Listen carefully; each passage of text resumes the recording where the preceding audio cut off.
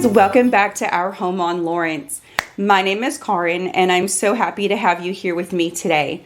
In today's video, I am going to be answering a question that I know has been at the top of y'all's minds all week. You've probably even lost sleep over it, honestly. And that is, when is Karin going to decorate for Christmas? I know.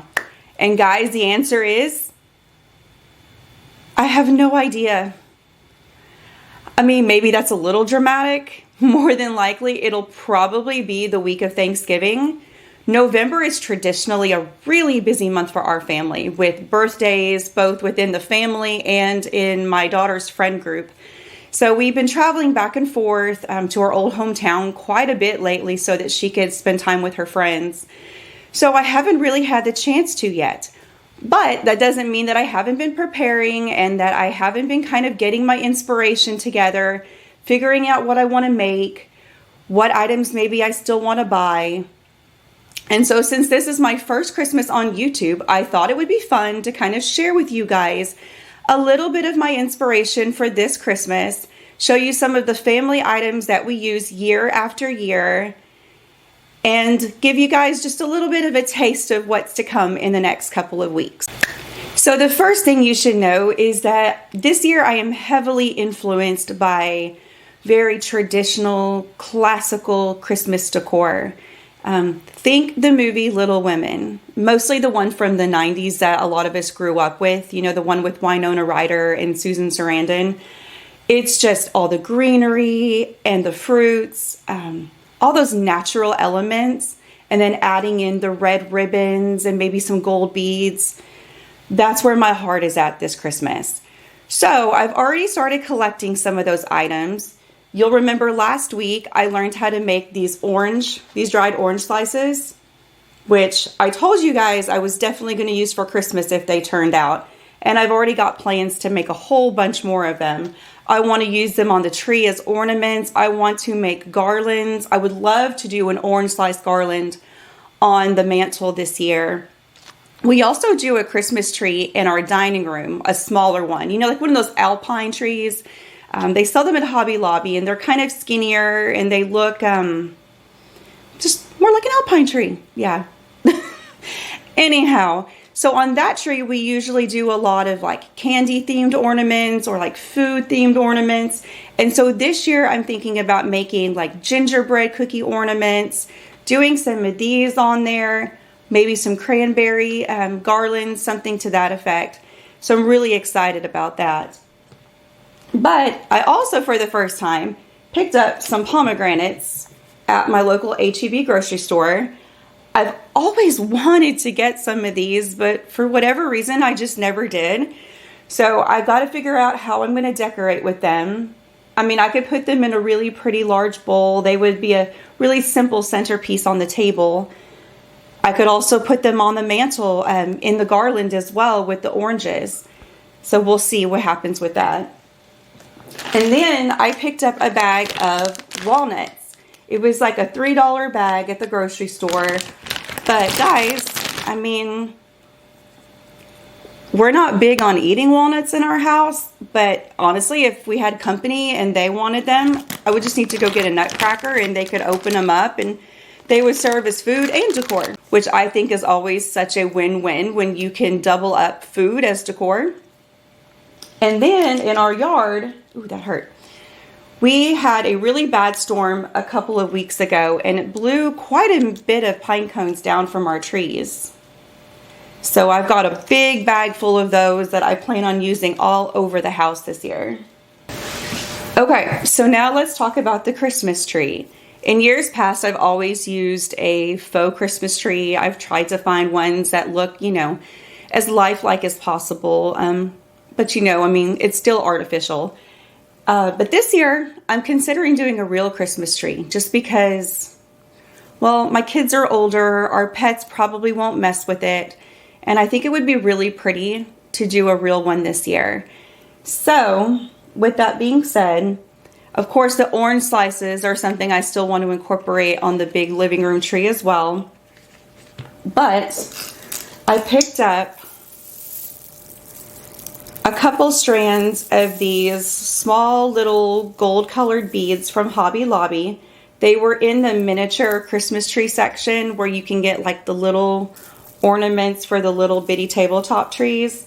And I thought they were really sweet. I don't want to overload the tree with beads, so I thought that these were kind of dainty and small. They would just be really elegant on the tree and add just a little bit of a pop of gold, a little bit of sparkle on a tree that otherwise was going to be much more natural this year. And then for another kind of pop of sparkle, I have these gold pine cones with glitter on them. I picked these up at Hobby Lobby last year, and I do know that they have them this year as well because I know I remember seeing them the other day. I've got 4 of these, I think, that came in the set. And then, they're stuck. I have these 2 French horns. I have had these for probably 13 or 14 years. I've had them for a very long time. And when I was going through my boxes of Christmas stuff earlier in the week, I saw them and I'm like, in years past, they didn't necessarily go with what I was doing, but this year they're going to be absolutely perfect. And so I'm on the hunt to see if I can find some more, maybe at a thrift store, maybe going to an antique store and seeing if I can find some. So I was very excited. Okay, so now for a couple of sentimental pieces. So if you ever watched the soap opera Days of Our Lives, the Horton family every Christmas had a large Christmas tree where every member of the family had a Christmas ornament with their name on it. And they would all put the ornaments on the tree as a family. If a loved one had passed away, somebody that was close to them would put the ornament on the tree for them. And I always wanted to do that. I thought it was such a sweet tradition. So last year I got a container of shatterproof ornaments because I wasn't ready to invest in the breakable ones just yet. But guys, look. So every member of our family has one. I just put the lettering on with vinyl, a gold vinyl. And I just think they're so sweet. I love them so much. Eventually I will probably do a fancier version on a breakable one. But we have tile floors in this new home, and it just, the second anything hits it like that, it's going to shatter into 1,000 pieces, and I just don't need that stress right now. Now, have you ever gotten those large photo packages of Santa pictures of your kids, or even the little ones from the school pictures, and just had a ton of them left over and not known what to do with them? Well, I have an answer for you. What I did was I took my kids' Santa pictures from when they were small, and I put them in a small little frame from Hobby Lobby. This one is white because back when I first did this, we were doing a very much a farmhouse style in our house, so the white was the natural choice. And then I added a sweet little red velvet ribbon, and we hang them on the tree every year. My girls enjoyed last night looking at the pictures and kind of laughing, you know, saying how goofy they thought they looked. Although, of course, I thought they were absolutely adorable. But since the white's really not going to go with what I'm doing this year, I had the idea to take out the rub and buff because, you know, that's like my best friend right now. And I took one of them and I just did the rub and buff on it to see what it would look like. And I think I'm going to end up doing this with all of them. But of course, still the red ribbon. And these will just hang on the tree this year. And once again, that'll be another kind of pop of gold on the tree with all the natural elements. I think these are just such a fun thing to do on the tree. You can give them as gifts. I think they would be excellent gifts for the grandparents. You could even use these, you know, as part of the gift wrapping, you know, as part of the tag, or, you know, kind of set it on top of it. And then lastly, I have a set of these wood bells. They're kind of rustic, which was much more what I was doing when I bought them. but I may not hang them on the tree this year, but I was thinking that I could almost attach a couple of them together and use them somewhere in the house. I'm not sure what I'm going to do. I'm not sure where I'm going to put them, but I think I definitely want to use them. I've used them every year since I bought them, and I just think that they're very special. Okay, so then let's talk about the mantle. This antique mantle that we have is one of my absolutely favorite things to decorate for Christmas. It's usually the first thing I do, honestly. And this year, kind of like the Christmas tree where I'm wanting to do a real Christmas tree, I love the idea of doing a real live garland. We have pine trees in our yard, and we have, like I said, we'd had a bad storm not that long ago that knocked a bunch of stuff down, and it got me thinking about using some of those pine branches to make a garland. My only fear is I don't know how long they'll stay alive, so I've got to research that a little bit, but definitely picture a live garland on that mantle. And then, once again, I bought enough of these gold beads that I feel like maybe I could drape some of those inside of it. I've got this red ribbon. I picked up quite a bit of it at Joann's. They are buy one, get one free right now. So I'm thinking, you know, I could drape this around the garland. I could make lots of little bows to hang on like the candle holders. I love that very simple, elegant, traditional Christmas feel. Like I said, very Little Women-esque. If you haven't watched that movie in a while, I highly suggest that you go back and watch it, especially this time of year. It's so full of Christmas inspiration, and plus it's just such a pretty story. My youngest daughter and I actually just read the book not that long ago together, and then I introduced her to the movie, the Winona Ryder version, of course. And she absolutely loved it. She's a huge Stranger Things fan. So, you know, Winona Ryder's a big deal in her world right now, which I kind of love how that's worked out. But anyhow, back to Christmas. So with the mantle, I definitely want to keep it simple. I probably will use some twinkly lights, kind of like the ones that are in the back right now. Hobby Lobby has all of their fall 75% off right now, I think. And so I picked up a few more boxes of those LED lights. And they have several different settings on them. And this one is like the twinkly one. But they also have one where it kind of fades in and out, which is really pretty. I like to do that a lot at night. So one of the family items that we use year after year are these homemade stockings that I made probably about 12 years ago when my youngest was really little. And I have to warn you, they're ginormous. I'm really not sure why I made them this big, but it was one of my very first sewing projects. And they're made of burlap. They don't even fit in the camera. So they're not exactly the aesthetic that I would have made if I was making them brand new now. But at this point, I think I would have a mutiny on my hands if I didn't use them and tried to use something different, because everybody is just so used to them now. And this was mine. Like I said, they're huge. So filling them for the girls every year sometimes gets a little tricky. They need to be ironed, of course, but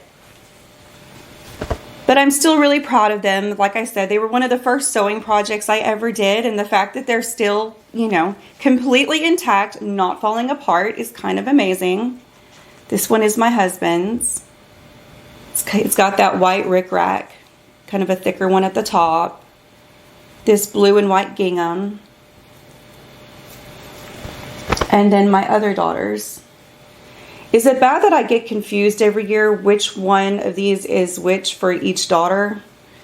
They always have to tell me. So, like I said, they're not exactly the aesthetic that I would have picked out if I was making them new. But, you know, they're something that we've used for years. They're handmade. I did make them with love for the family. So we're going to continue to use them year after year. Now the next item is something that was passed down to me.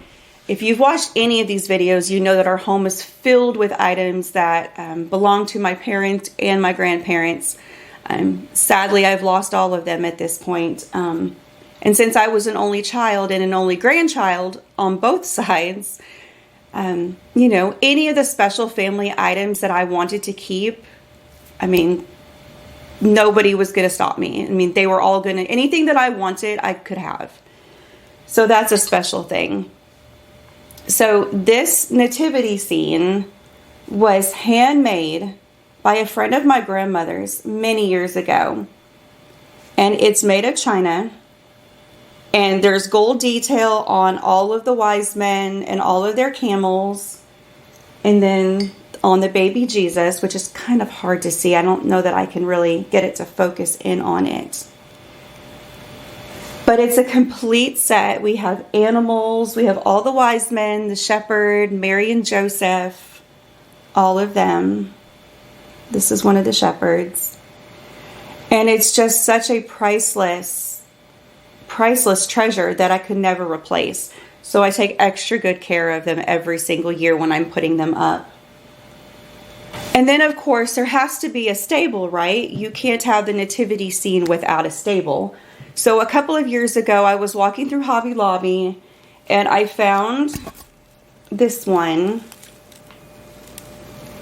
It's really large, which I loved because I had several pieces that I wanted to be able to fit into it. I believe they still sell it. I will try to double check. Usually I think I put this on the piano is where it's gone in years past. I haven't always had a lot of tabletop surfaces to decorate with larger items like that. So it's always a little bit tricky trying to work everything in. But I think more than likely that's where it will go this year as well. And then the next thing I have to show you is something that I had in my Amazon cart. And it had been there for a couple of weeks. And I hadn't made a final decision whether I wanted to purchase them or not. I thought they were beautiful and I thought that I could work them into our decor, but I just hadn't made a final decision. Well, about a week ago, I get an Amazon message that says, your pillow covers will be delivered on Monday. I was like, I don't remember doing that. Did I order stuff in my sleep? Is that something that I'm doing now? And then I texted my husband and I'm like, did you go into the Amazon cart and buy these pillow covers that I had in there? And he was like, yeah, I just figured you forgot. Okay, so here they are. Let's go this way. So there are these large toile pillow covers in a red and white. And I wasn't expecting the material to be sort of almost like a faux velvety feel. I thought they were more of a linen, which is totally fine. It was just something that was unexpected. But I think they're really pretty. And now they are more European than what I was actually planning on going for in the house. But I may use them in the bedroom, or honestly, I may put them in the living room.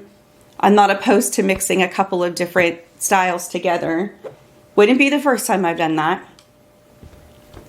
So I thought those were really pretty. Okay guys, that is it for my little Christmas preview video. I am so excited to decorate for Christmas this year, especially with it being my first Christmas on YouTube, and I can't wait to start sharing all of that with y'all. I'm hoping to have a Christmas home tour video up within the next 2 to 3 weeks, so be looking forward to that. I'm just so grateful for each and every one of you that has hit that subscribe button over the last month and a half and joined this little journey with me. I'm so grateful for each and every one of you. And I'll see you guys next week. Bye now.